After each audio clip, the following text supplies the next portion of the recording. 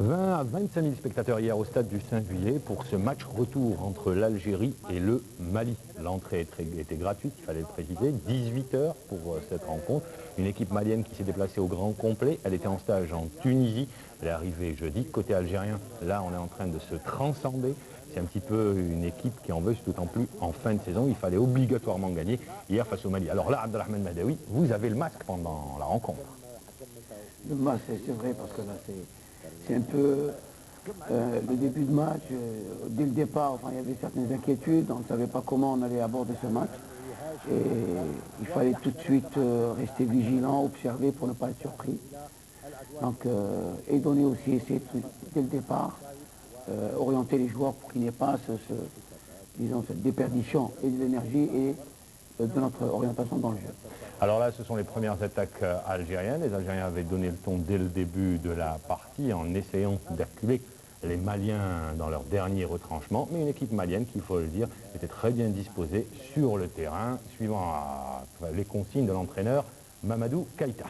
Vous vous attendiez à, et là c'est une autre des actions algériennes, vous vous attendiez à tous les schémas, à tous les cas de figure, mais celui que vous avez vécu, vous y attendez un peu? Vous savez, j'ai eu l'occasion de voir le Tunisien, m'a dit je l'ai fait discrètement.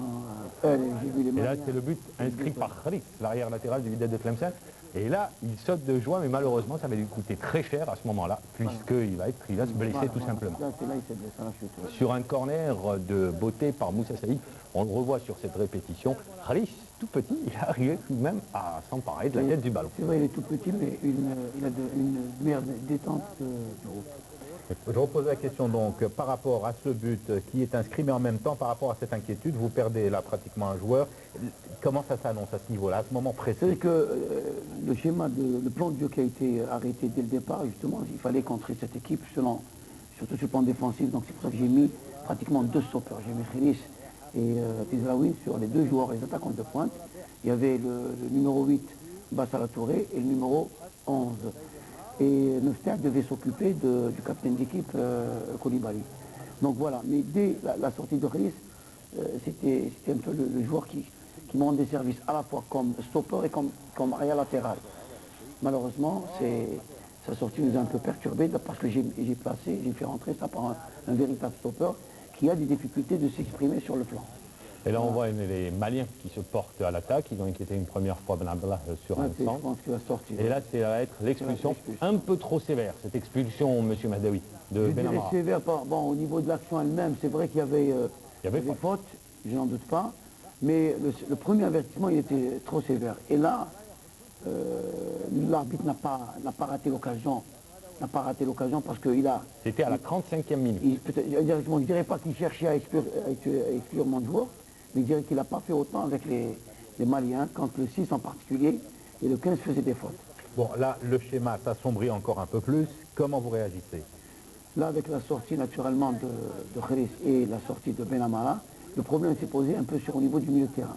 Et ce qui fait qu'il y avait beaucoup d'espace, on a laissé beaucoup de jeux, on ne pouvait pas exercer un marquage individuel, ce qui fait qu'on a laissé beaucoup de joueurs. On le voit d'ailleurs. On leur laisse beaucoup d'espace pour éviter d'être en infériorité numérique, et là, ça nous posait des problèmes pour récupérer la balle et pour la conserver. Et là, on le voit d'ailleurs, les Maliens arrivent à trouver beaucoup d'espace dans la défense algérienne. Dès que Ben Amara a quitté le groupe, on sentait qu'on perdait beaucoup de balles. Ça ne nous a pas empêché naturellement de développer notre jeu. Et on le voit, un joueur hier qui a été le meilleur des 22, c'est Bilal Djili. Regardez comment il met en position Lounissi, mais ce dernier rate une nouvelle fois l'action en première intention, alors qu'il va être malienne, domination malienne. Ils sont carrément installés dans le camp algérien. Et on va le voir à travers plusieurs actions. Ça, c'est l'une des premières actions. Et là, il aura été, c'est l'un de ses premiers matchs, c'est Zordoud, le libéro de Ain Baïda, qui aura été bon sur pas mal de situations dangereuses. Coup franc malien, une équipe algérienne Adi.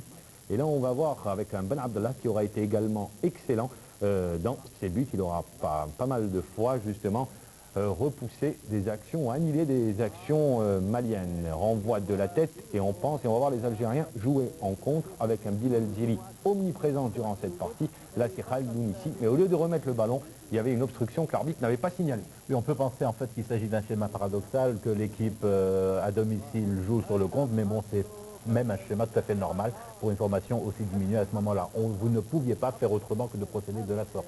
C'est que le problème, c'est au niveau physique. Déjà, on avait une déficience qui a été vue par tout le monde, effectivement, que sur le plan déjà physique, nous étions diminués. Mais ça, au moins, vous le saviez dès le départ. Ça, on avait, non, pas autant, parce qu'on n'a pas, je dirais que je n'avais pas prévu une sortie, une expulsion. Au-delà des sorties, l'état même des joueurs qui sont restés sur le champ.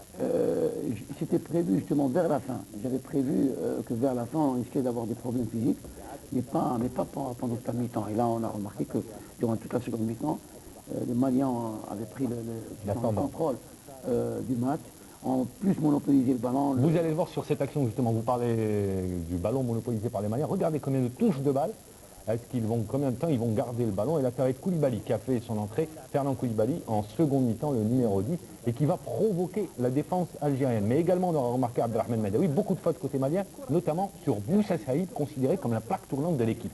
C'est qu'il savait dès le départ, Moussa, on savait qu'il allait être marqué individuellement par le 13. Et d'ailleurs, je dirais qu'il s'en est sorti. Seulement, le 13 méritait également et des cartons. Regardez là la charge. La charge, il y avait charge, l'arbitre ne dit absolument rien. Il y a notamment même une action où il s'agit vraiment carrément d'un matraquage en règle. Je ne vous cache pas qu'à un certain moment, je suis rentré sur le terrain et en m'adressant à... Là également, vous allez revoir sur la répétition, hein, comment est-ce que Ben Abdallah a mis cette balle encore. C'était avec son visage, oui. Mais c'est le rebond. Regardez une nouvelle fois. On aura remarqué également que les Maliens ont tiré plusieurs fois de 30 mètres. Hein. Non, tenant compte de notre... Regardez une nouvelle fois, regardez comment est-ce que de la tête, il met cette balle. C'est un rebond vicieux. C'est un rebond, oui. Alors concernant également les Maliens, on les voit, ils s'installent carrément dans le camp algérien. D'abord, à notre niveau, on faisait un marquage de zone. Et en faisant un marquage de zone, tenant compte aussi que sur le plan déjà physique, on manquait de fraîcheur. On manquait beaucoup de fraîcheur. Et avec la volonté, parce que le problème il est plus psychologique également, dans des situations pareilles, les Maliens avaient toujours cette volonté de vouloir égaliser.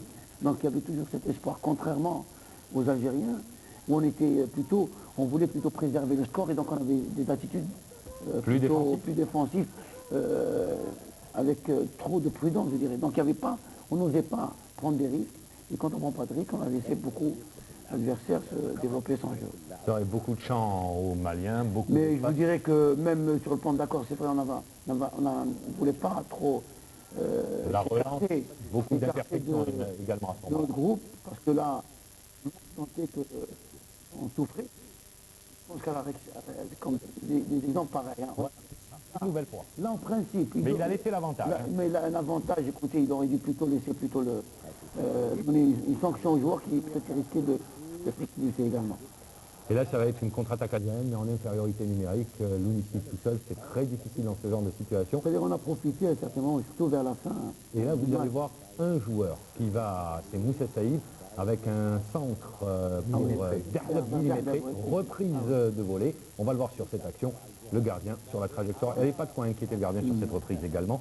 Et le gardien était sur la trajectoire. Regardez, la relance. On s'est créé en fin de partie. On va revenir à cette fin de partie avec un Bilal Zili et Rowick, tout simplement. On va le voir en cette fin de partie. Ça, c'est des centres ratés de Moussa Saïd. Bilal Zili qui part seul, balle au pied. Alors regardez sur cette action. Seul, 1, 2, 3. Et là, il y a charge, pénalty.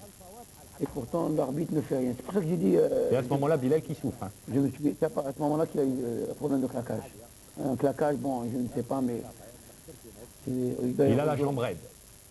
Il a senti le coup, là, il a senti le coup. À partir de ce moment-là, il ne peut plus... Qu'est-ce qu'on fait avec Ziri à ce moment-là? Bon, il en veut, il veut absolument continuer, mais vous, en tant qu'entraîneur, et puis il y a le staff médical à côté, qu'est-ce qu'on fait dans cette situation? On voit son état en disant... Vous ne pouvez pas le sortir, vous vous retrouvez. On ne peut pas le sortir, mais est-ce qu'on ne peut pas lui dire, bon, parce qu'il faut... On lui a dit de préserver ses efforts et de consacrer plutôt au côté offensif.